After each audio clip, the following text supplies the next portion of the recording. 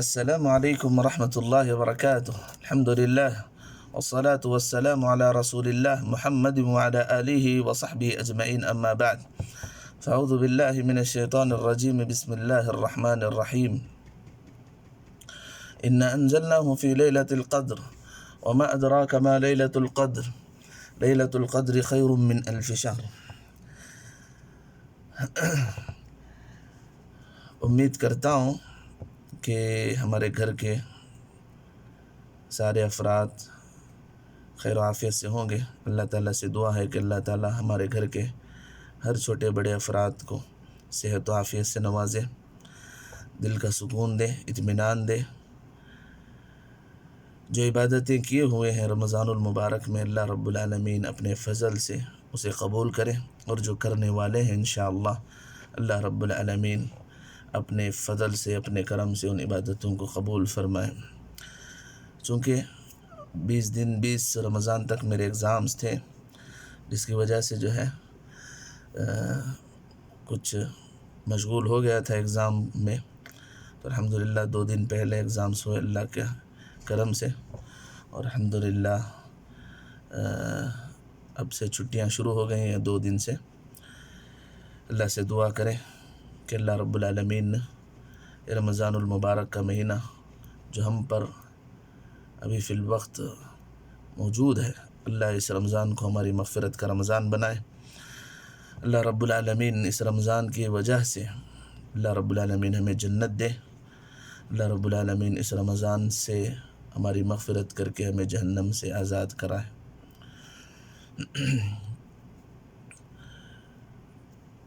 چونکہ ذہنی طور پر میں تیار نہیں تھا، اللہ جزا خیر دے، صحت دے، عمر میں برکت دے ہمارے باپ و مام کو۔ انہوں نے جو ہے ابھی کچھ کہنے کے لیے کہا، اور انشاءاللہ آج کے بعد ہر دن میں اپنے گھر والوں کے ساتھ 10-15 منٹ ویڈیو کے ذریعے سے ہی ملاقات کرتا رہوں گا۔ اللہ رب العالمین ہم تمام کو اسی طرح جنت الفردوس میں ایک جگہ اکٹھا فرمائے، آمین یا رب العالمین۔ دیکھیں، سب سے پہلے جن ایام سے ہم گزر رہے ہیں اس کی اہمیت ہمارے دلوں میں، ہمارے دل میں اور ہمارے دماغ میں ہونی چاہیے کہ ہم ان عظیم راتوں سے گزر رہے ہیں جس کے بارے میں سلف صالحین کہا کرتے تھے، اگر مرنے کے بعد، سلف کا قول ہے کہ اگر مرنے کے بعد اللہ رب العالمین مجھے ایک تمنا اور ایک آرزو کرنے کا موقع دے گا تو میں رمضان المبارک کی ایک رات عبادت کرنے کی تمنا کروں گا، آرزو کروں گا اللہ کے سامنے۔ تو سبحان اللہ، اللہ رب العالمین نے ہمیں رمضان کی مبارک سعادت نصیب کیا ہے، اور اللہ رب العالمین کا ایک بہت بڑا احسان ہے کہ اللہ رب العالمین نے ہمیں فارغ بنایا ہے، کچھ عمل نہیں، کوئی کام نہیں، الحمدللہ صرف عبادت کریں۔ اتنا بڑا سنہرا موقع ہے، اور یاد رکھیں اس موقع کو اللہ تعالیٰ ضرور پوچھے گا۔ اللہ کے نبی نے کہا، اغتنم خمسا قبل خمس، 5 چیزوں سے پہلے، ضائع ہونے سے پہلے 5 چیزوں کو غنیمت جانو۔ ان میں سے ایک، فارغ اوقات کو مشغولیت سے پہلے غنیمت جانو۔ اللہ نے آج ہمیں جنت پانے کے لیے، جنت کے سیڑھیوں پر چڑھنے کے لیے ایک عظیم موقع دیا ہے، ان کی عظیم راتوں کو دے کر، عظیم مہینے کو دے کر، عظیم ایام کو دے کر اللہ رب العالمین نے ہمیں موقع دیا ہے۔ اور یاد رکھیں، قیامت کے روز کامیاب ہونے کے لیے بہت ساری نیکیاں ضروری نہیں ہوتی۔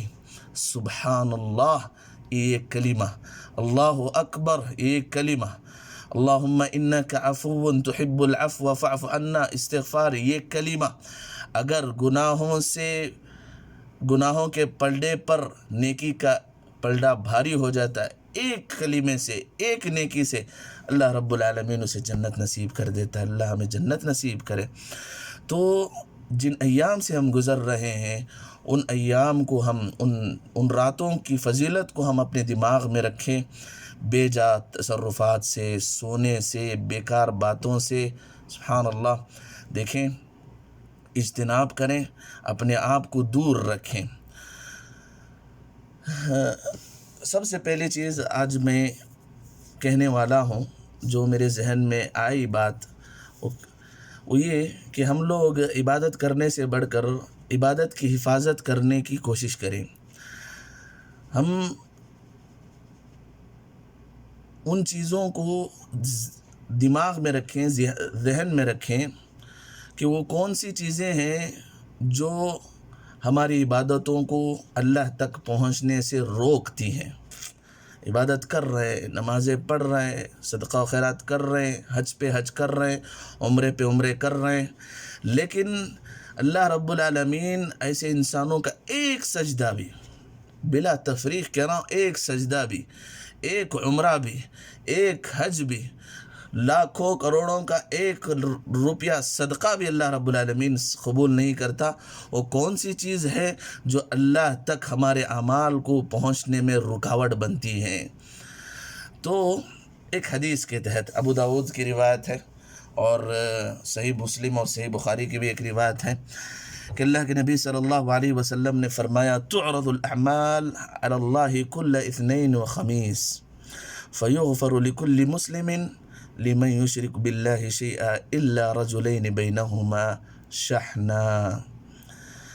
دو چیزیں جو ہماری عبادتوں کو، ہمارے صدقہ و خیرات کو، ہمارے قرآن پڑھنے کو، ہمارے راتیں بھر جاگ کر عبادتیں کرنے کو اللہ کے درمیان آڑ بن جاتی ہے، وہ ایک ہے شرک اور دوسرا ہے شحنا۔ یہ شحنا کیا چیز ہے؟ شرک تو پتہ ہے، اللہ کے علاوہ کسی کو شریک ٹھہرانا، قول میں ہو، باتوں میں ہو، عمل میں ہو، خیال سے ہو۔ اللہ تعالی ہم تمام کو شرک کے بڑے چھوٹے فتنے سے، شرک کے بڑے چھوٹے عمل سے اللہ تعالی ہم سب کو حفاظت فرمائے، مرتے دم تک رب کی عبادت کرنے کی توفیق عطا فرمائے، مرتے دم تک صرف اللہ کے سامنے اپنے ہاتھوں کو، اپنے سروں کو جھکانے کی توفیق عطا فرمائے۔ تو دوسری چیز ہے شحنا۔ شحنا کیا چیز ہے؟ یہ ہے کہ اپنے دلوں میں اپنے بھائی کے خلاف کینہ رکھنا، اپنے بھائی کے خلاف دشمنی رکھنا، اپنے بھائی کے خلاف، خواہ وہ سگا بھائی ہو، خواہ وہ رشتہ دار بھائی ہو، خواہ وہ سگی بہن ہو، خواہ وہ رشتہ دار دور کی بہن ہو، خواہ وہ رشتہ دار یا باہر کے، گھر سے باہر کے لوگوں، تو بغض رکھنا، حسد رکھنا، یہ چیزیں اللہ رب العالمین کے، ہماری عبادتوں کو اللہ رب العالمین تک پہنچنے کے لیے رکاوٹ بن جاتی ہیں۔ اللہ کے لیے سوچیں، اللہ کے لیے سوچیں کہ ہماری اتنی عبادتیں، ہمارے ایک شیخ جو سعد العتیق حفظہ اللہ کہتے ہیں کہ میں قسم کھا کے کہتا ہوں، قسم کھا کے کہتا ہوں کہ آپ بڑے متقی ہوں گے، پہلی صفوں میں آپ کا اہتمام ہوگا نماز کا، آپ نے ہر سال حج کیا ہوگا، لیکن آپ کے معاملات، آپ کے تعلقات، آپ کے جو ہے میل جول میں اپنے بھائیوں کے ساتھ اتنا جو ہے گرا ہوا اور اتنا بھیانک ہوگا کہ آپ ان سے بات چھوڑے ہوئے ہیں، آپ ان کے خلاف حسد رکھے ہوئے ہیں۔ تو یاد رکھیں، سعد العتیق جو استاد ہیں کہتے ہیں کہ جس دن سے آپ نے ان کو بات چھوڑا ہے، اس چوتھے دن سے، یعنی شریعت میں 3 دن تک آپ کو کسی سے دشمنی کرنے کا حق دیا گیا ہے۔ غصہ کریں، آپ کو حق بنتا ہے کہ آپ 3 دن تک اس سے خوب غصہ کریں، لیکن شریعت کبھی اجازت، کسی حدیث سے، کسی قرآنی آیات سے، سلف کے کسی قول سے یہ ثابت نہیں ہوتا کہ شریعت نے، سلف صالحین نے 3 دن سے زیادہ کسی کے خلاف کینہ، غصہ، دشمنی، بغض رکھنے کا حکم دیا گیا ہو۔ کہتے ہیں کہ اگر آپ کی عبادت آسمان تک پہنچ گئی ہے، آپ کی عبادت بہت زیادہ شوروں پہ ہے، ہر کوئی آپ کی عبادت کی تعریف کر رہا ہے، لیکن آپ کے دل میں اپنے بھائی کے خلاف بغض ہے، دشمنی ہے، بغاوت ہے، حسد ہے، تو یاد رکھیں جس 3 دن کے بعد آپ نے اسے بات چھوڑی ہے، آپ کی عبادت وہی اسی دن سے ختم ہو گئی اللہ کے پاس پہنچنے سے۔ آپ کی عبادت رک گئی ہے۔ کیوں؟ بخاری مسلم کی حدیث ہے، صحیح بخاری اور صحیح مسلم کی حدیث ہے کہ اللہ کے پاس یوم الاثنین پیر کے دن اور جمعرات کے دن انسان کے نام اعمال فرشتے لے جایا کرتے ہیں، فرشتے لے جایا کرتے ہیں، تو اللہ رب العالمین فیغفر لکل مسلم، اللہ رب العالمین ہر اس انسان کی مغفرت کر دیتا ہے جس کے اندر یہ 2 چیزیں نہیں ہوتی۔ سب سے پہلی چیز، انسان شرک سے پاک ہو، اللہ اسے مغفرت کر دیتا ہے، اور دوسرا جس کے دل میں اپنے بھائی کے خلاف حسد نہ ہو، اللہ اسے بھی معاف کر دیتا ہے۔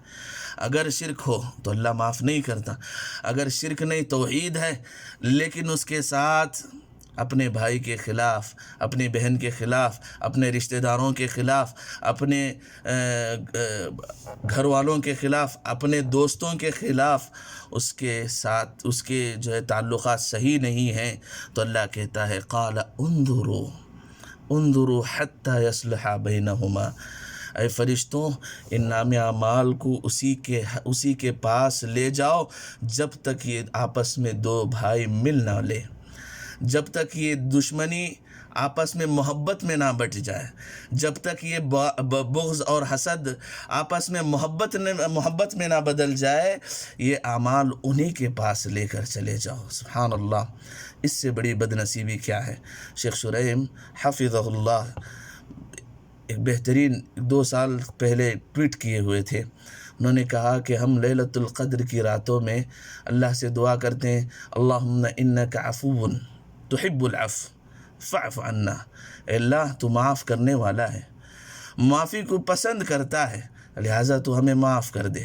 ایسے لوگ جن کے دلوں میں دشمنی اپنے بھائی کے خلاف ہوتی ہے، معاف کرنا انہیں پسند نہیں ہوتا، ایسے لوگ اللہ سے معافی مانگتے ہیں، تو اللہ رب العالمین ایسے لوگوں کو کیسے معاف کرے گا؟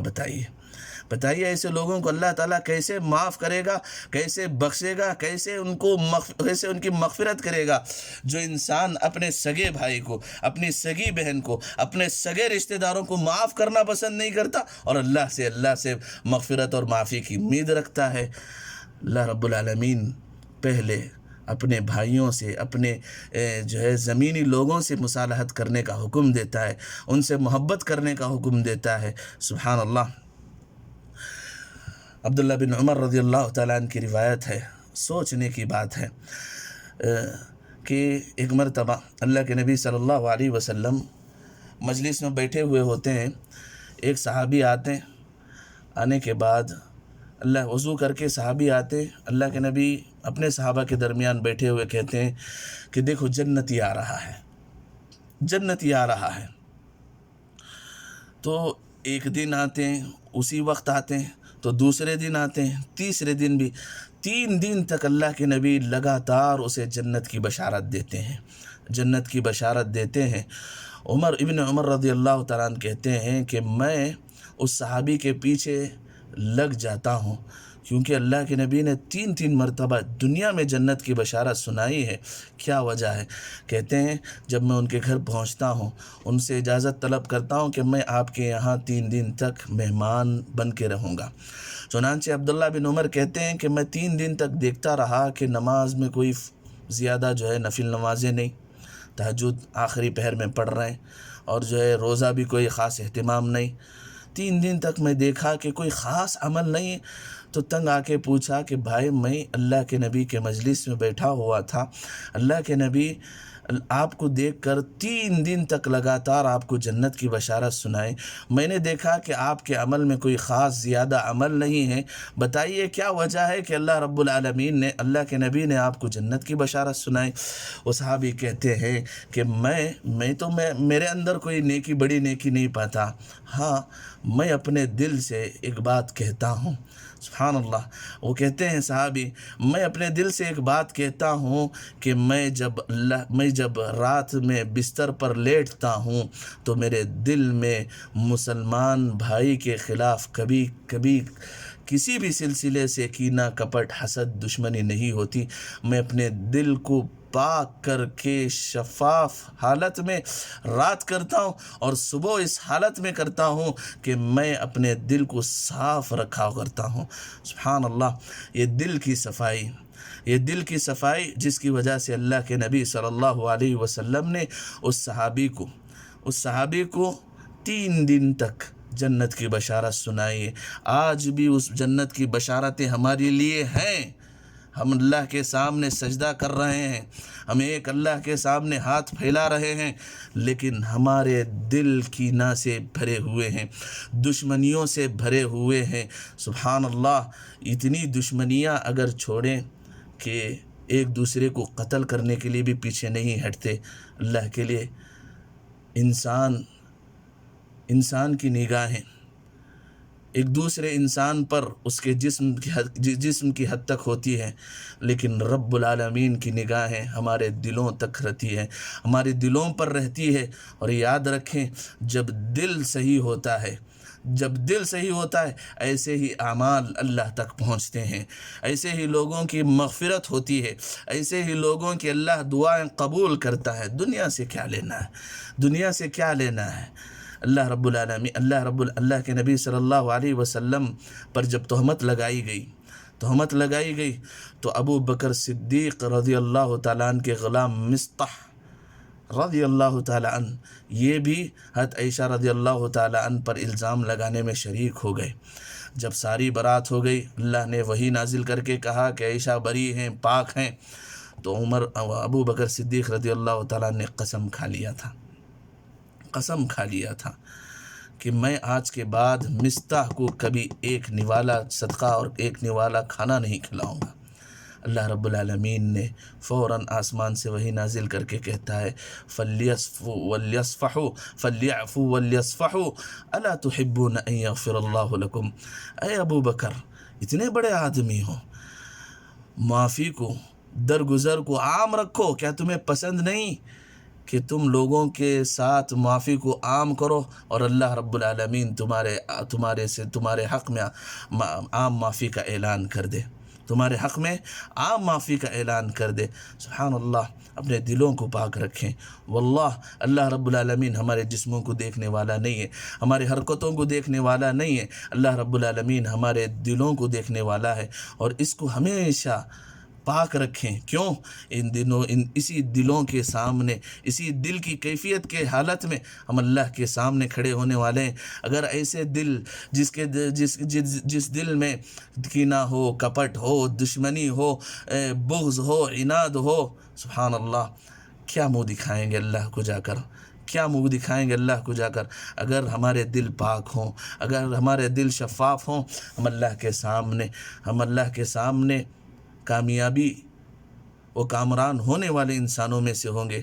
یاد رکھیں، سلف صالحین کہا کرتے تھے کہ اگر آپ کا بھائی آپ کا جانی دشمن ہے، اگر آپ کا بھائی آپ کو ہمیشہ تکلیف پہنچانے والا ہے، تو اس کے باوجود بھی شریعت آپ کو 3 دن سے زیادہ اسے بات چھوڑنے کی اجازت نہیں دیتی۔ یاد رکھیں، کسی بھی حالت میں۔ اور اس سلسلے میں ایک چھوٹی سی وضاحت کر دوں، تعلقات 2 قسم کے ہوتے ہیں۔ ایک یہ کہ انسان کبھی کبھی ملتا ہے، اس سے دور رہتے ہیں، کبھی کبھی ان سے 1 مہینے میں 1 مرتبہ، 2 مہینے میں 1 مرتبہ، کبھی کبھی ان سے ملاقات ہوتی ہے۔ ایسے لوگوں سے اگر ہماری برازگی پیدا ہو جائے تو ایسے لوگوں سے جب بھی ملاقات ہوتی ہے تو ہم اپنا منہ نہ پھیریں۔ کیوں؟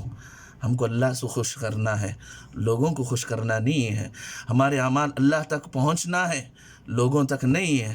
جب اللہ تک پہنچنا ہے تو ہم کو لوگوں کے ساتھ صلح کرنا ہے، لوگوں کے ساتھ اچھائی کے ساتھ برائی برتاؤ کرنا ہے، خواہ وہ آپ کے ساتھ کتنا برا سلوک نہ کی۔ سبحان اللہ، منافقون کا سردار اللہ کے رسول کے سامنے زندگی گزارتا تھا، اللہ کے نبی نے کبھی اسے صحابہ کو حکم نہیں دیا کہ اسے بات چھوڑ دیں۔ اللہ نے فردی طور پر نشاندہی کر دی تھی کہ فلاں منافق ہے، فلاں انسان منافق ہے۔ منافقون کی علامتیں بتا دی گئی تھی، ناموں کے ساتھ بتا دیا گیا تھا کہ فلاں فلاں انسان منافق ہے، کہ اللہ کے نبی نے اس کے باوجود بھی اللہ کے نبی نے کبھی کسی کو جو ہے، حالانکہ ان سے نقصان تھا، کافروں سے زیادہ نقصان تھا منافقین سے مسلمانوں کو، لیکن اللہ کے نبی نے کبھی جو ہے ان کو بات چھوڑنے کے بات نہیں کی، ان سے جو ہے تعلقات رکھے ہوئے تھے۔ ہاں، جن سے زیادہ نقصان ہو تو ان کے تعلقات تھوڑے کم کر لیں، تعلقات کم کرنے کا مطلب یہ نہیں کہ آپ بالکل جو ہے ان سے ناطہ توڑ لیں، نہیں، آپ ان سے سلام کی حد تک رکھیں۔ وَإِذَا جو اللہ نے جو قرآن میں کہا، جو اگر آپ جاہل آدمی سے گفتگو کر رہے ہیں، اگر وہ انسان آپ پر دشمنی پر تلا ہوا ہے تو اس کے لیے سلام کہہ دیں اور وہاں سے نکل جائیں۔ آپ اپنے حد تک اللہ سے پاک ہو جائیں۔ ہر انسان اپنے دل کے بارے میں سوچیں، دوسرے نہ سوچیں، دوسرے کے بارے میں نہ سوچیں کہ فلاں کیسا ہے، اس کے ساتھ نہیں، ہم اس کے ساتھ کیسے ہیں، فلاں کا تعلق۔ میں صرف یہ بات اپنے گھر کی حد تک نہیں رکھ رہا ہوں، ہم سوچیں کہ ہمارے دوست و احباب کے درمیان ہم کتنے ایسے لوگوں کو جو ہے قطع تعلق کیے ہوئے ہیں، دشمنی ابھی بھی لگے ہوئے ہیں۔ معاف کریں، اللہ کے لیے معاف کریں۔ کیوں؟ ہم کو ایک نہ ایک دن اللہ کے پاس جانا ہے، اور اللہ کو ہم اپنے ان جو ہے کینہ رکھے ہوئے دل جب اللہ کے سامنے پیش کیے جائیں تو کیا منہ دکھائیں گے؟ دل کو صاف رکھیں اور یاد رکھیں، اچھے لوگ کبھی مرتے نہیں۔ ان انسان قبر میں چلے بھی جائیں لیکن ان کی یادیں ہمارے دلوں میں زندہ رہتی ہیں۔ اللہ رب العالمین سے دعا ہے کہ اللہ رب العالمین ہم تمام کو دل کو صاف، ہم تمام کو اپنے دلوں کی صفائی کی طرف توجہ کرنے کی توفیق عطا فرمائے۔ ہم اپنے دل کو صاف رکھیں۔ اللہ رب العالمین ہم تمام کو یہ جو دل ہے، اس دل سے کینہ، بغض، عداوت، دشمنی اللہ رب العالمین اس سے پاک کرے۔ ان غلیظ چیزوں سے اللہ رب العالمین ہمارے دلوں کو پاک رکھے۔ اللہ رب العالمین اس دل کو صاف اور شفاف رکھے، نیکی کرنے والا اور نیکی کو پسند کرنے والا دل بنائے، نیکی کرنے والوں سے محبت کرنے والا دل بنائے۔ اللہ رب العالمین قلب سلیم ہمیں عطا فرمائے۔ اللہ رب العالمین ہمیں اس حالت میں موت آئے اور ہم کو صبح و شام اس حالت میں اللہ رب العالمین ہمیں کرائے کہ ہمارا دل ہمارے ایک دوسرے بھائی کے سلسلے میں پاک ہو، حسد سے، کینہ سے، ہر چیز سے پاک ہو۔ اللہ رب العالمین ہمارے دلوں کو قلب سلیم عطا فرمائے۔ اللہ رب العالمین ہماری رمضان المبارک کی عبادتوں کو قبول فرمائے۔ اللہ رب العالمین میری آپ جتنے لوگ سن رہے ہیں ان سب کی مغفرت فرمائے، ہمارے والدین کی مغفرت فرمائے، ہمارے بیوی بچوں کی مغفرت فرمائے۔ اللہ رب العالمین ہم میں سے جو زندہ ہیں، اللہ رب العالمین ہمیشہ تیری عبادت کرنے کی توفیق عطا فرمائے۔ اللہ رب العالمین جو ہم میں سے گزر گئے ہیں، انتقال کر گئے ہیں، رب العالمین ان کے قبروں کو جنت کی ایک جنت کے باغوں میں سے ایک باغ ان کے قبر کو بنا دے۔ اللہ رب العالمین کروٹ کروٹ انہیں جنت کی ہوائیں نصیب ہوں۔ اللہ رب العالمین جنت کے درجات نصیب ہوں۔ اللہ رب العالمین قبر کے فتنے سے، قبر کے عذاب سے مجھے اور سب کو جو میرے اس ویڈیو کو سن رہے ہیں، اللہ رب العالمین محفوظ رکھے۔ اللہ رب العالمین ہماری ان عبادتوں کو قبول فرمائے۔ اللہ رب العالمین ہمارے اس بیٹھنے کو قبول فرمائے، اور انشاءاللہ آگے بھی انشاءاللہ ایک آج کچھ زیادہ ہو گیا لگ رہا ہے. انشاءاللہ آگے جو ایام بچے ہوئے ہیں انشاءاللہ اس میں بھی میں آپ لوگوں کے سامنے ایک 10-15 منٹ بولنے کی کوشش کروں گا. اقول قولی هذا استغفر اللہ لی ولکم ولسائر المسلمین انہ هو الغفور الرحیم رب الحلیم.